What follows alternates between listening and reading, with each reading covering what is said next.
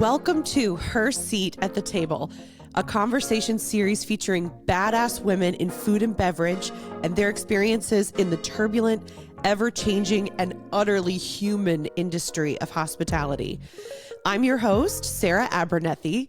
I'm a North Carolina-based restaurateur and entrepreneur evolving into my next era in food and beverage. I'm on a mission to share candid conversations, lessons learned, and newfound inspiration with you through a female-led perspective. Thank you for joining me at the table today. Today, I'm talking to Randi Weinstein. In my immediate ecosystem, we all know Randi as the incredible, inimitable founder of the FAB Conference, which is females in business, but also winky winky food and beverage. FAB happens in June every year. This year it is coming up June 7th through 9th. Randi is really amazing. She is a native New Yorker. She has lived in Charleston for decades. She's also worked in and around hospitality her whole life. Prior to founding FAB, she was the director of events and logistics for the Charleston Wine and Food Festival. Casual, right?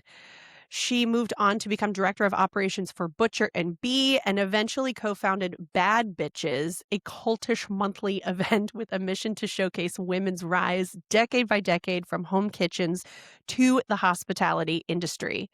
And that was a really fabulous venture for her. We talk about that in today's conversation. We talk about the complexities of being a mother in this industry. We talk about what's coming up for FAB's 10th year, which is so exciting. So I hope you all enjoy my conversation with Randi Weinstein today. It's so good to see you. I know. How have you been? I am I'm okay. This morning I am showered and dressed, so I do feel like a human, but I was just telling Look at you Danielle, go. I know, right? We've just not been healthy as a unit since really it feels like Thanksgiving. And I know Yeah. that's really common when you have little kids, but like normally I get like a beat to recover. And I just feel like I haven't had that. But other than that, fine. I don't know. Well, how old are the kids? So Joey is turning 4 on Saturday, Oh, wow. and then Charlie will be 1 in March. Well, no wonder why you're like behind. Yeah. I mean, there's the evidence right there. That's it. And now you guys are canning. Is that correct? So we have canned beer for years, Okay. but we started the THC line last year and we did sort of a soft launch. I really wish we could have made more of a splash, but we were there was like all this legislation in the air about like, are we even going to be able to make this product? And so we did more of a soft launch than a hard launch. Got it. And since then, we've just decided to be like, fuck it. We're just going to make it and we're going to go for it. And this is a chance we're going to take. So the THC line is out and it's called Tree Time. And I, for one, have never really been much of a THC consumer. I'm much more of a wine drinker, but now I drink one every day. Chef Bobby did all the flavors and they're so delicious, and he does them with, real fruit extract. Anyway, I drink it before bed and it just sends me on like the sweetest little decline. It's a good thing. It's a good thing. I know. I'm almost out of my little sleepy time gummies, and I'm like, I need a trip to New York. How often are you going to New York right now? Not that often, actually. I went in November to check in on my sister, and then I'm going to go to the Philly Chef Conference. So then I was like, maybe I'll fly into New York, and then I'll just take the train to Philly and then fly one way back. The train is awesome, to be honest. Yeah. I'm a better trainer than fly. I hate flying. I get myself all worked up. all worked up about it. Completely unnatural. Well, I just don't understand how, I don't even understand how the plane flies. Okay, so that's the first thing. Yeah. And then the second part of that is when it starts getting all bouncy and people just are happy all through that. And I have literally sweat pouring down my back. And I'm like, don't these people understand that we are about to die? And like they're happy about it. I'm trying to be better. I'm trying to breathe through it. And I will not take anything. And my son is always like, Mom, can you just take something? I was like, because if I am going to die, I'd like to call you right beforehand. And so I want to Sure. be awake Lucid.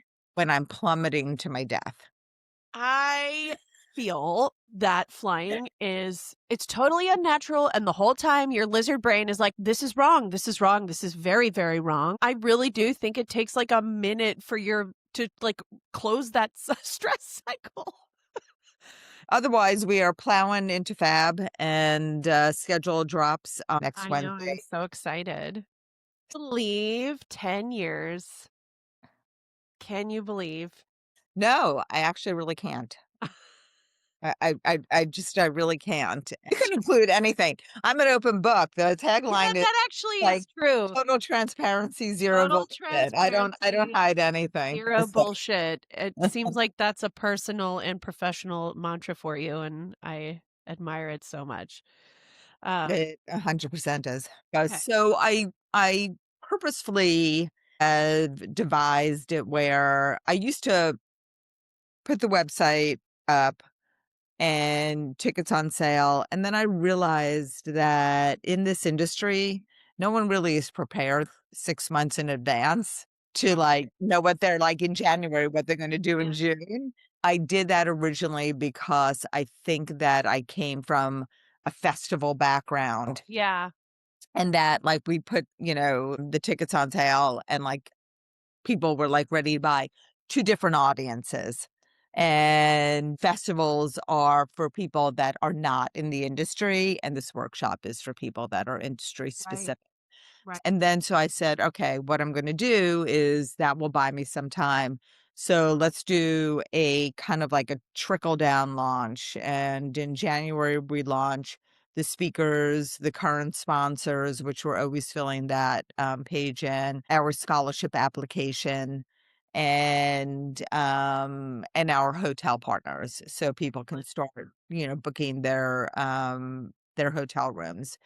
And then during that time, as you would probably remember, is when we kind of start playing the shell game of having speakers be able to sign off on what their schedule is. Yeah. And then once that happens, then we know the schedule is fully solidified.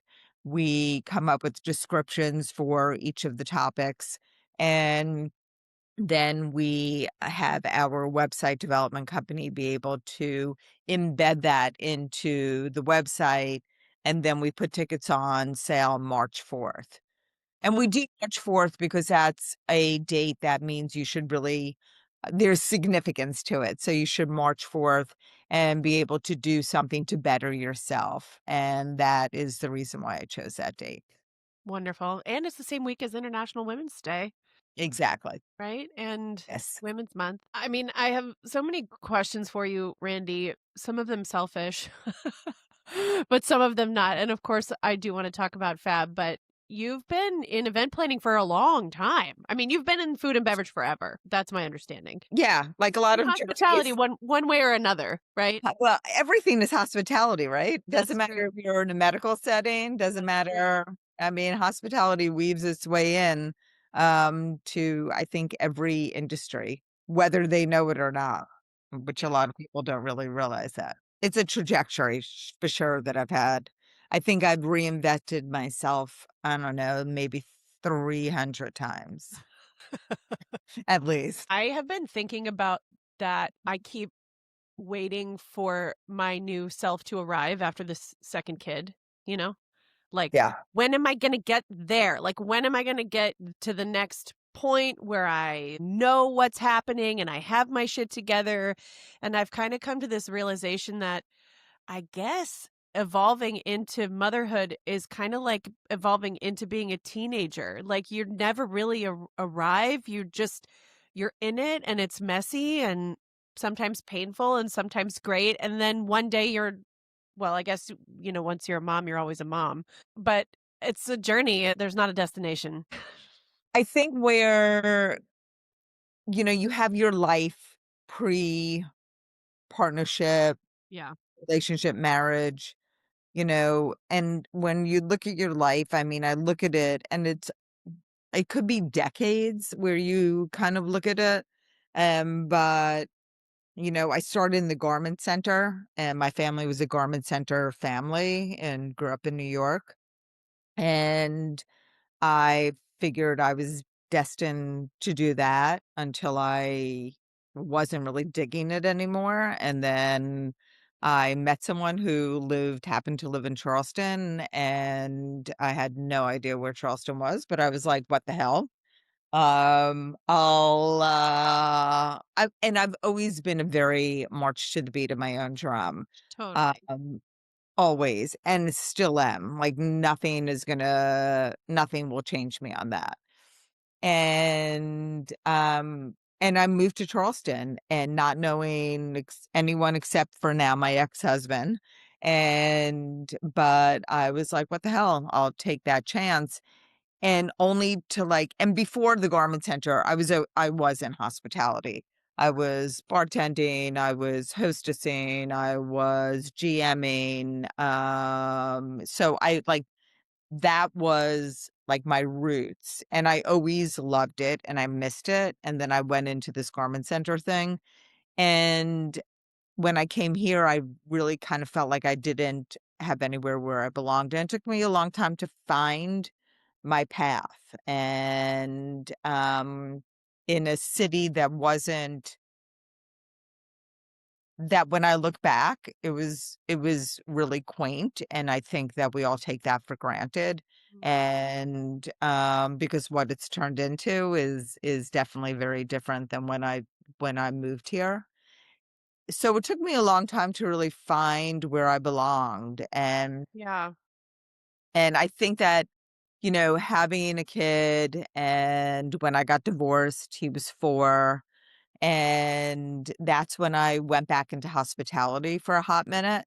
But I had full custody, and I was spending more on a babysitter and never seeing him. And it just wasn't the right time for me to get back into the restaurant life. Yeah.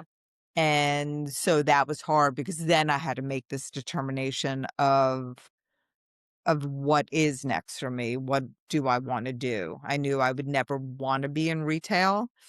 So what else was there? Reaching to the And choir, that, babe. I'm like, that's yeah, like I mean, story of my life in the last 2 years, and it is very difficult to be in service and really in the business and be at home, and you're replaceable everywhere else but home. right. It's felt like a very difficult sacrifice in a way that I feel in my gut that I will not regret later, making the choice to be more at home and let go of the restauranting. But I feel like I'm severed from a piece of my identity. And I'm not gonna lie, Randy, like, I feel pretty resentful about that sometimes. Yeah. Think Sometimes I feel like a big quitter. I feel like, oh, I just quit. I just like left everybody behind, even though that's not true either. I think that I think we put so much pressure on ourselves, to be honest. And I think that when I was never like the helicopter mom, I always wound up having a sitter. And one wise person gave me this advice that even if you're not going out on whatever, Saturday night, let's say, and even if you sit in the garage or outside or go take a walk, like, you deserve that time to yourself. And just because you have children doesn't mean you have to lose yourself. And I think we all do that. And I think that guilt plays such a big factor in it, where I learned this lesson that if I put myself first, I would have so much more to give my son than be resentful that I didn't have the time to take for myself. And that's not always easy. And for people to make that realization, and B, it doesn't have to be like this financial, you don't have to be like, I'm going out for dinner, or I'm going literally you could just go to a museum or, or do something. And for me, it was, it was working. Eventually it was going back and working. When I got divorced, I was like, well, shit, I got to figure this out. And what am I going to do? And then you start realizing your value. And then I was like, no, I am going to go to the gym at the end of the day. Like, that is feeding my own head. And when I get home, I'm going to have more energy for you. And so I think that we women do a disservice to ourselves in thinking that, yes, when you become a parent, your primary responsibility is your children, but that's not your only responsibility. Your responsibility is to yourself. And I am very much a firm believer in that. It's been very important for me to sort of claim the time for these creative projects outside of the restaurant. And I'd had a big reckoning over the summer last year because I put my son in full-time daycare, and that was not my plan going into the second one. I thought I was going to be, more of a full-time caregiver for longer. But I don't know, man. Like nothing could have prepared it's like nothing could have prepared me for the adjustment both times. And it's like trite to say that, but because I had carved myself out of the restaurant day to day. So it's not like there was a very clear role for me to go back into. And I did that on purpose. But like you, like very much don't tell me what to do. Like nobody's going to tell me what to do, and I'm going to follow my own path, right? Regardless of what others might think is right or best and I realized, well, I'm going to be pursuing these creative projects one way or the other. And so I'm going to do it and not be present with my son, or I could put him in full-time care, which is a total privilege that I acknowledge that we have the ability to do. So I do want to call that out, but that way, if I can give myself some uninterrupted time to make this podcast and have these conversations and think a little bit bigger and more creatively about the restaurants, then when I'm with them, I can really be with them instead of like always having, like a baby on my hip and my phone in my hand. You know what I Right. mean? And Yes. it's made all the difference in the world. And do I feel like I've missed out? No. No, I really don't feel and that every situation is different, but for me that was just critical. I needed that space for the engine to go. Yeah. Otherwise, I just felt like I really just felt suffocated. I remember when at 18 months, I was able to put my son in a daycare and it was like 9 to 12. But I remember like that, it's like I was able to come back to like home For and like 1 second and go to the bathroom, and then you have to go back and pick him up. well, yeah, I also was like, first you're like, this is gonna be great. And then you're like, why can't it be longer? Yeah. And it's like, how many days can I put him in here? Yeah. And do you have an afternoon session? But it truly, like, I mean, it was such a game changer. And to like then go back and like sit in like that quiet, it was like delightful. Yes. Any car ride alone, I say, is like a trip to a five-star resort. Right. But speaking of that, FAB is it is now one of the pillars of my year where I carve out time for myself, and space for myself. And last year it was so delicious because it was the first time I had been away from home since having my son. And it was also I had stopped pumping. It was just like, I'm free. Exactly. Exactly. That's like the last, like, that's Ah, the last thing. It's like, let's stop pumping. And it's like, I'm really not tethered. I am not tethered. I'm free, and I got a full night's sleep, and it was great. I mean, it's great for many, many other reasons as well. I just really have to say thank you. I hope you hear this ad nauseum all the time from the FAB community, but I have to thank you so much for the time and care and effort and space you've carved out, because it is a lonely, lonely vocation that we have chosen. And the first time I attended FAB, I guess I really have only attended 2 years, but that first year I was in a bad spot mentally And I was 6 years into operating the restaurants, and I was miserable working with my husband, and I just felt so alone, and I had been looking for community in all the wrong places. You know, it's so easy to sort of blur that line with employees when you're in the soup all the time. And coming to FAB was one of the first realizations that there are other people like me out there that I can commune with and connect with and feel like I'm not insane and just feel like I could see myself and others, and it's just been it's been such an incredible community to be a part of, and I thank you so much. I remember our conversation that we had, and I said, you really Yes, need because to I come. stalked you. I said, you really need to come. Yes, And, and you were right.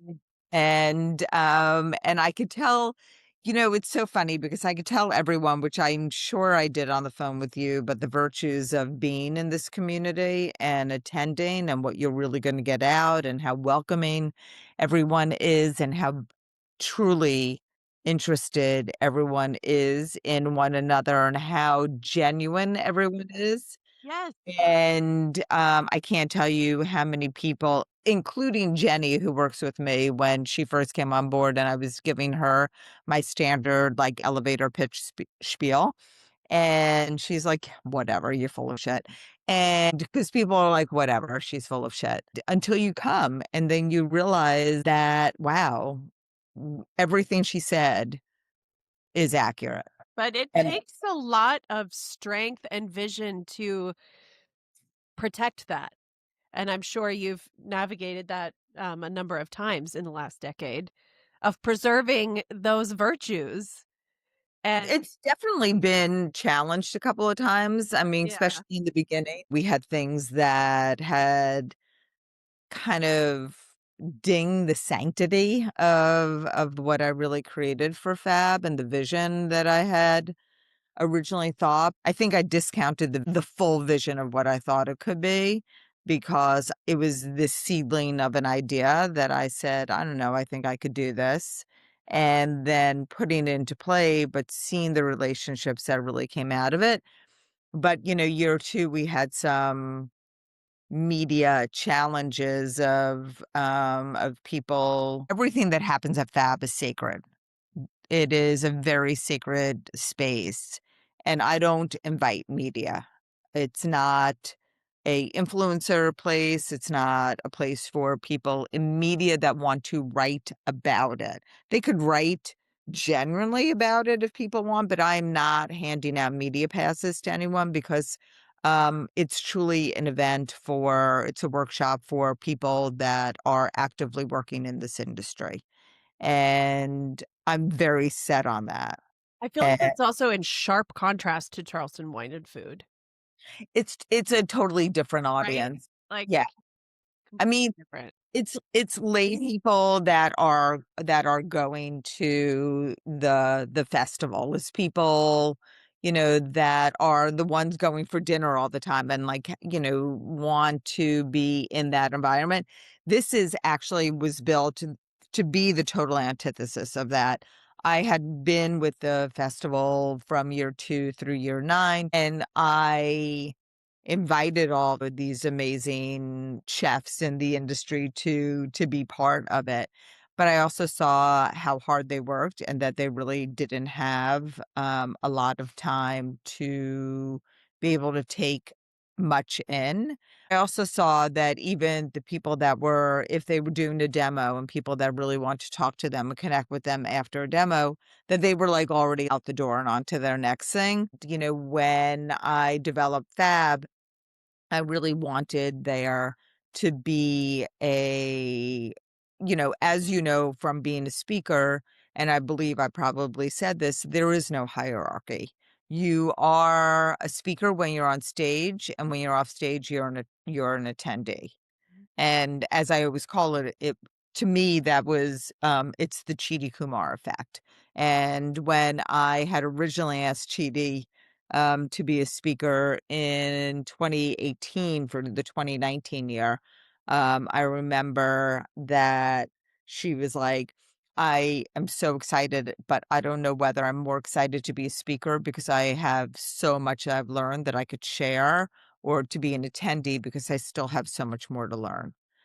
And when I talk to every prospective speaker, which I do have a conversation with every single prospective speaker, just to get the vibe and to see what they're willing to share, what they're not willing to share, because FAB is, as I said, is total transparency and zero bullshit.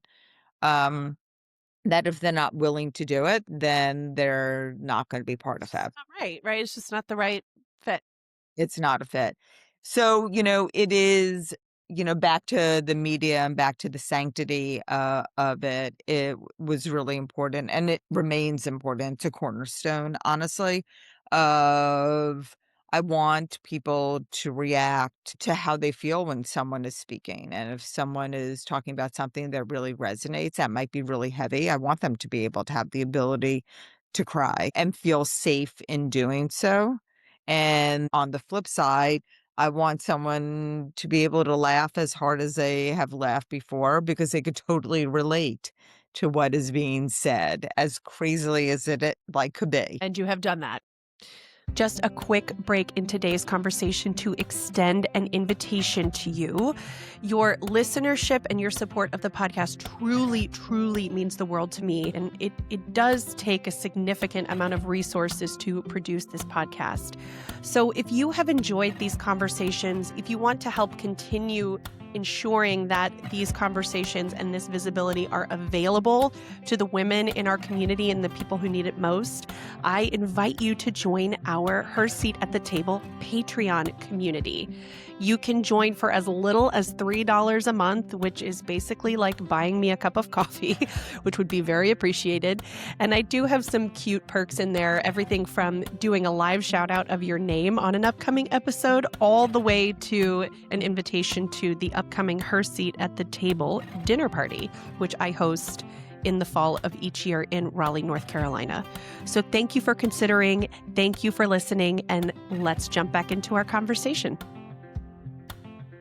So when you launched this 10 years ago, what was that first event like compared to what I, envision FAB to be? I mean, it's almost, isn't it 1,000 attendees now, or almost 1,000? No, 500. Okay, that 500 max. attendees. And that will always be my max, to be honest, because I feel that I want it to be about connectivity and I want it to be about community. And I feel that if you put more people into that pot, people are not going to have the opportunity to meet one another. And it's already a lot, right? And I'm sure you hear that every year. Like, it's already a lot, and you do feel like you want to meet everybody, and there's multiple sessions at the same time. You want to take everything in, and you just can't. But it grew into that because of feedback. Right. So everything that FAB is now wasn't how it started. So FAB started as initially, I was still doing restaurant operations for Butcher and Bee, and it initially started as a final dinner for a chef that was leaving at Butcher and Bee, and we had a new chef that was going to be coming in, who was a female, and there were two other women in the kitchen that were helping these other chefs for this dinner. And they contacted me and they were like, we should do a dinner for the new chef that's coming in, and like all female. And I was like, well, that sounds great. And I remember we went for drinks because, always the best ideas happen over cocktails. And I remember saying, God, there are so many incredible women in this community. How do we choose? And we decided to do a series that showcased women's rise through the decades in the industry from the 50s to present. Was that Bad Bitches? And that was Bad Bitches. Yes. And we named it, and everything for each decade was about the food, the music, the drinks, the decor. It was cultish. I mean, and I was like, all right, well, we could because we were all working and still putting this together and finding locations and finding people to facilitate it. And it was all done by women. And we raised a bunch of money and we were able to give scholarships. And through the scholarships, I will say before that, the band broke up but I remained to be able to give out the scholarships. And it didn't really matter whether you were giving someone $500 or I don't know, $250 to 5,000. They were genuinely like, couldn't believe that you were willing to invest in them. So I thought to myself, this is great, but they really need to understand the business side of this industry if they want to continue in it. And so I developed a curriculum and I put it out to all these people in F&B that I was fortunate enough to meet through the years, through the festival and through Butcher and Bee, male and female, because I need the male buy-on for it. And that everyone was like, I think this is really great. And of course, it's not their money and they're not doing it. And they're going to tell you, yeah, this is really great. And the first two people that I asked to be speakers, and when I devised the content, I decided to do it into two tracks and a 101 and a 202. And then all you would have to do is just sign up for the track that fit where you were in your career. Self-explanatory 101 being in the beginning stages, or track 202 upper level and in ownership. And there might have been a lot of similar content in them. We rolled out 10 different topics for you and that you just went through all of them. You could talk about HR, but it's very different in those conversations. You could talk about leadership, but it also is different in those two Right. groups. Every conversation is different because you're at different stages and there are different needs. The first two people that said yes were Dana Cowan, who was still at Food and Wine and was just actually going to be leaving. When she said yes, she was still the editor there, and Barbara Lynch, who was in Boston. And those were the first two people. And I was like, hey, maybe I have something here. Yeah. I mean, So I yes. clearly, but I think at that point was like working on a name for it and how to figure out a location and where I wanted it and how many days would it be and how am I gonna like PR this thing and on a very shoestring budget, like Yeah. very. Yeah. And it was really gonna be me, like, beating the drum. In the coordination of it, like, one of the things I really wanted was people that were outside of Charleston, not just inside, but outside of Charleston as speakers, because the way that things are done in New Orleans or out west or in Raleigh are different everywhere. And so I wanted there to be different people on the panels, and they were all panels when we started, to bring their different perspectives that might be different from another panelist that is sitting on there, because there really is not one way to do something. It's just what is going to work best for you that you see you could put into your position or business. Fascinating to hear someone else too describe a scenario where you see yourself in them. Right. I mean, for me at FAB, I think you do this panel every year or close to every year, but the one that working with your partner panel was very powerful for me. It's obviously very common for people in restaurants to work with their partner, but it's like impossible to really vent about it until you find people who know. It was just so validating. I just felt my whole body unclench, feeling seen in that way. It was so great. You eat, breathe, sleep. I mean, everything. It's hard to disconnect yourself. Yeah. And I think that when you're in it, again, kind of like the motherhood thing, it's like, how do you disassociate yourself so that you could actually have a relationship that isn't fully based on your business? Yeah. Because you become business partners instead of like partners. Yes. And you don't talk to your business partner the way you talk to your partner. Right. You don't talk to Right. your colleagues the way you talk to a spouse.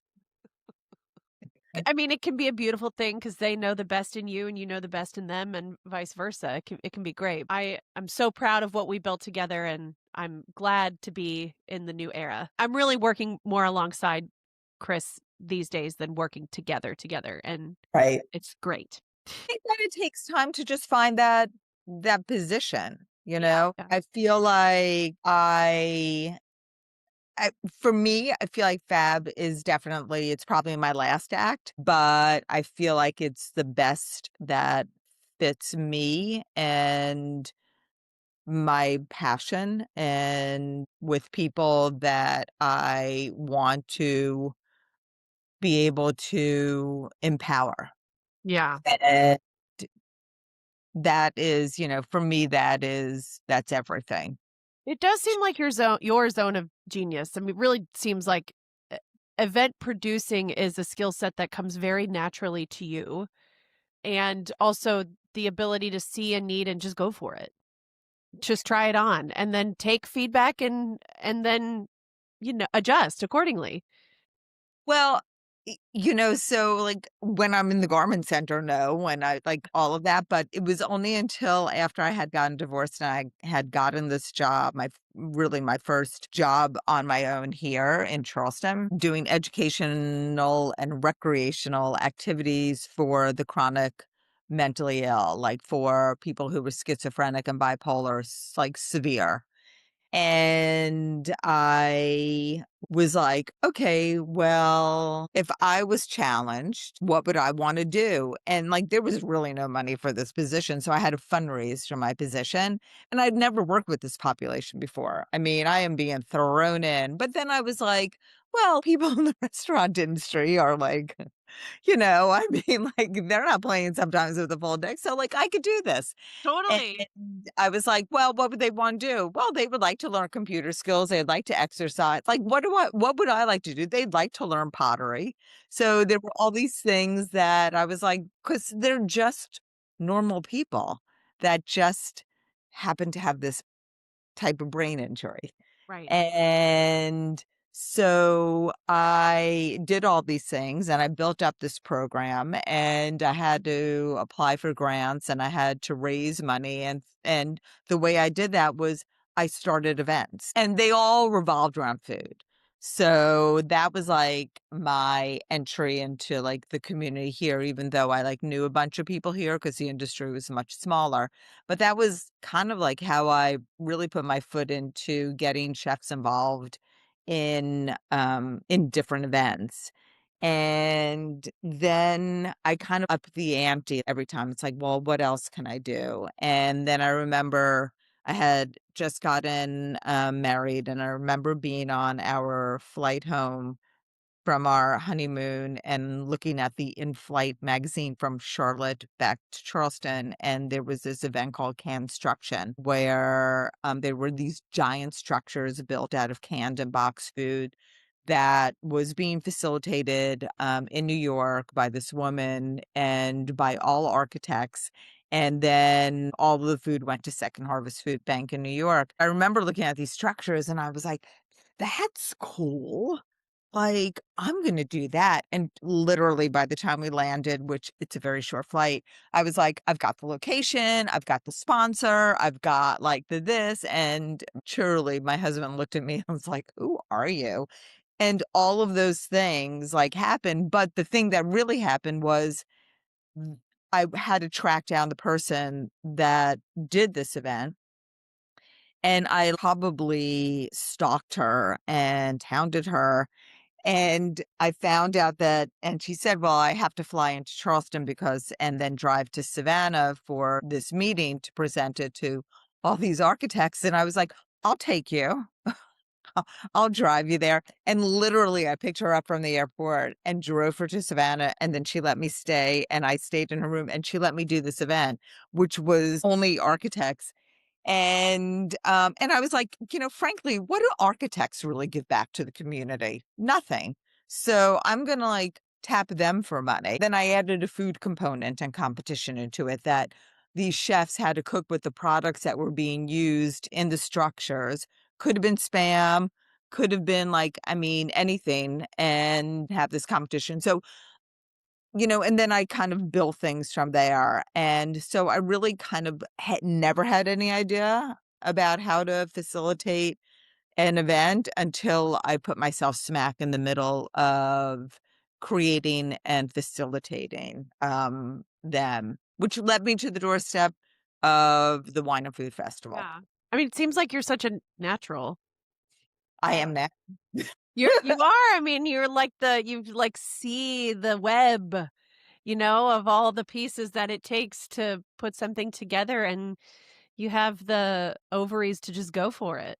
Like what's the worst thing that could happen? Truly. That's how I feel about new ventures like that. I admire you so much, Randy, and I see a lot of myself in you, I think, because I'm the same way. And a lot of what I'm interested in right now in this next era involves a lot of events and kind of like building events from the ground up. I am curious if you get asked all the time to bring Fab to other places in the country at other times of year. I personally wanted to. So we used to do pop-ups. We did one in Raleigh Yeah. actually years ago in 2019, I want to say, in November of 2019. I remember that. And then our last one was in DC in 2020 at the Dabney. And it was really just like a one topic, get people together. We've been to Philly, New York, Atlanta, Nashville, like so a number of places. We were really on a roll until like the pandemic happened. Yeah. And then the reboot was real hard. And it's hard for me at this point because Fab has changed so much since then that it's really hard to work on it when you're in it. And Get that so much. and that has been a challenge. That all being said, actually in 2018, I was going to do a pop-up in LA and it was going to be a day-long pop-up. It was outrageously expensive. I mean, I'm just looking at pop-ups in New York and the price to take an event space for a day without any food, without anything else is like 25 grand. And I it's was just just gonna say, is it $30,000? Like just to unlock the door? right. It's prohibitive. And, and in LA it was I know what I pay for rentals here and what they were charging. And again, and I want to make Fab where it's economically feasible for people, no matter what position that they are in, to attend. I look at what we charge, which is $700, and for 3 days where you are educated, you are fed, you are hydrated, you have, the resources at your fingertips. So the value is so great. I actually undervalue the value of Fab. And when I go to another community, I would have to make it so outrageously, unless I had sponsors that were willing to Right. underwrite the whole thing, then I can make it financially affordable Yeah. to everyone. And it's hard, here I have all the contacts and I've been in this community for a long time and people are really willing to work with me because they believe in Fab. Even though when you look at our statistics, 90% of the attendees are outside of Charleston, and about 10% are really from here. But I just have all the relationships here. When you're talking about hotel rates and you're just talking about food and you're talking about venue cost and rentals and AV, everything. I've been scheming and I don't know if this is feasible. I the thing that I'm best at is harebrained ideas, and I said this to somebody recently. It's like 1 out of 10 of them will be really good. And 9 out of 10 of them are just don't work for whatever reason. And I'm not afraid to try them on and go for it. And it's worth it to me to try the 9 on that suck in order to get the one that really works. And it's not like these have a huge cost behind them either at this stage. But I did wonder if a little Her Seat at the Table dinner party series around at least like the state at first could be fun. And it just, that got me thinking, I wonder if people ask you about that all the time. So I think it depends upon what you're looking for to get out of that. And, when I think about what you said, in 2018, I pulled together a lunch during FAB where I wanted it to be the future of the industry and have people from each, an attorney, a chef, have like 20 people or 15 people around. And just from their vantage point, what do they see as the future of this industry, where they presently are and when they look to the future? And then I thought I had this brilliant idea to get this court stenographer to actually then take notes. Yeah. It was not one of my finest moments. I should have been present at this luncheon. I wasn't. I had someone else present. And I didn't get out of it what I really wanted. And because really what I wanted was a stenographer who then had some family issues or whatever. But I wanted her to wrap the notes up in a nice little bow for me to then be able to share for everyone to have an industry report. And so that, kind of fell flat. Futuristically, for FAB speaking, is when you ask me, do I want to go to different areas? I do. I want to be able to grow it. And I'm hoping that this person, Heather, that I'm working with right now in New York, that she will enable me to, and enable FAB, not me, to be able to go into a variety of different communities and do pop-ups. And then, that being said, I sat back and I was like, what is important about FAB? Mm. Really kind of taking that. And the educational part is really important, obviously. That's the cornerstone of it.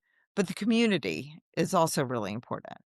And the conversations that really come out of it. And then I was like, why can't I have a 3-part in one day and have educational sessions in the morning and maybe have a baking class where we're all around together, whether we're making a bread or whether we're making a pie or whether we're making several different things that can then maybe be served later on. And then we can all sit down in community and really be able to break bread together and deepen our conversations. And I think in today's climate where we are, the more conversation that you could have is the better. I agree. Face to face. Yeah. Yeah. Mhm. And I think with all those 9 or 10 ideas that you have in your head, you need a sane person to talk you out I know. of a lot of the things that you're willing to be able to try. Honestly, in the festival, when I was there, an Angel, then Pastel, now Holmes, was the executive director. She literally would come to me with the most harebrained ideas because she is just such a thinker and has all these ideas floating around, but I'm the one that had to bring it to execute it. Oh, so you were the whole poker? Oh, yeah, sure. And, she came to me, she's like, I want to do an event on Fort Sumter. And we were doing this new event called the Critics Dinner. And I really sat with it and I was like, all right, let's see if we could do it. And it's a matter of who you talk into believing your shit. That is number one. So when people start believing that, you have to believe it. You could do it. And then, I really sat with it and I was like, okay, so I'm going to hire reenactors to go into a restaurant to invite these chefs in the middle of service. So we're going to start it that way. We need to start the event before the event starts. Yeah. Oh, how fun. It was honestly, the claim to fame is that we were the only event ever to be done on Fort Sumter. Wow. Yeah. When was that? It was not easy. It was probably 14 years ago, I want to say. It was crazy because, like, they still, like, these rangers take care of the fort. They're very, I mean, like, I had all the chefs go to Fort Sumter. We took a ferry out. Like, we did the whole journey so they could understand the history Mhm. because part of, like, they had to use ingredients from that time. But I mean, like, this event, we had to load a boat at like 0 dark 100 hour in the morning, bring it over to Fort Sumter. We had to load everything in, drape it, but in a very Fort Sumter type of way, which that doesn't even make sense. And then we had to wait till they closed to be able to set up. And, like, when you pull the plug there, like, it is dark. Like, Yeah, there is no light. So nothing. we had to really vote it. And if you forgot something, it's not like you're on a street and you could go Yeah. to, like, the store down the block. You're like SOL. But yeah, so Angel, like, had this crazy idea. And for me to be able to think it all the way through to say, the we could do this. So you need someone to be And like, a whole "No, poker. you're out of your mind," or Mhm. "Absolutely." Yeah, or a little bit of both. Yeah. Yeah. Well, Randy, you're so generous to do this and to meet up with me and share your time. Is there anything that we haven't touched on that you would want everybody to know about the 10th anniversary of FAB? I've really thought about what I want the 10 years to be. Yeah. And everyone, again, we got all this commentary back in our survey is like, you should have a party. Mostly it was a party. I said And, karaoke. and so we're not going to do karaoke. We will do maybe like a little like afternoon disco situation with a DJ. A wise woman once said to me, stay in your lane. And I feel like my lane is not. I throw an educational party, but I don't need to. I really just want people to take advantage of what Charleston has to offer. That being said, um, if I'm going to throw a party and throw money to that, I honestly would rather throw that money to provide scholarships because that's really what is what warms my heart, and being able to provide an opportunity for someone that might not be able to come on their own. And I think that we'll have kind of snippets of just, obviously thank yous and throwbacks and things like that to year 10, but I don't want to vary too much from what our mission really is. Well, that is very hospitalitarian of you. I can say our general manager at Glass House attended FAB last year on scholarship, and she was so grateful for the experience, and so was I. I was so pumped to have her there and to be able to share that with her. I mean, those scholarships make such a huge impact. They do. And I Yeah. think that anyone that people it's interesting, usually men say to me, like, I cannot get like if they send someone, they're like they would not stop talking about Yeah. Fab for like 6 months. And then even after it was like nonstop. I mean, honestly, the goal is for if you're able to, if there are other people in your position and if you could pave that road a little bit more than it was, when you traveled it, that's our goal. And just to really to be able to bring that community together. Well, thank you so much. I cannot wait. 10 years of FAB is coming up June 7th through 9th. 7th through 9th. So We I are going to add opportunities this year if people want to come in early to go crabbing with, Ooh, yeah. And those are like going to be extra. We're not paying for those, but like those are extra opportunities, or to go fun. shark tooth hunting with Chris Miller from Burnt and Sandy. And then, our content will start at 2 o'clock on Sunday for those that choose. Those are optional sessions before our welcome reception. So I wish I had come in on Saturday last year, and I'm going to try and make that happen this year. Give myself the full day on Sunday to just like get settled and enjoy, honestly, just enjoy Charleston because that's what I felt like I really missed last year. I just didn't give myself enough time. I don't think there is. We have it's an action packed schedule. I mean, honestly, like if you're I mean, if you're getting up at 7 to go walking or running with either Ashley Yeah. like Mitchell or with Carrie Crow and or having coffee with the speaker, I mean, your day It's your day full. doesn't end until 5, and then there's like after that. For the cocktail reception, and then you want to go out to dinner and hang with your new friends you just met, hopefully. Exactly. Uh, So yeah, I mean, we keep you pretty busy that you really don't have an opportunity to really kind of just immerse yourself in the Yeah. city. Yeah. So Well, I hope I get that's to do what that we're this year, and I will definitely be seeing you there. Thank you so much, Randy. You're such a Thank you. gem. Yeah, I So much. appreciate it. Thank you. Anything I could do. Thank you for joining us on this episode of Her Seat at the Table. I hope you leave inspired with a morsel of motivation to take into your day, your week, into the next chapter of your career. And if you loved today's episode, share it with someone who you think could benefit from hearing it, and maybe consider leaving us a 5-star review. I hope to see you soon, and thank you so much for listening to Her Seat at the Table.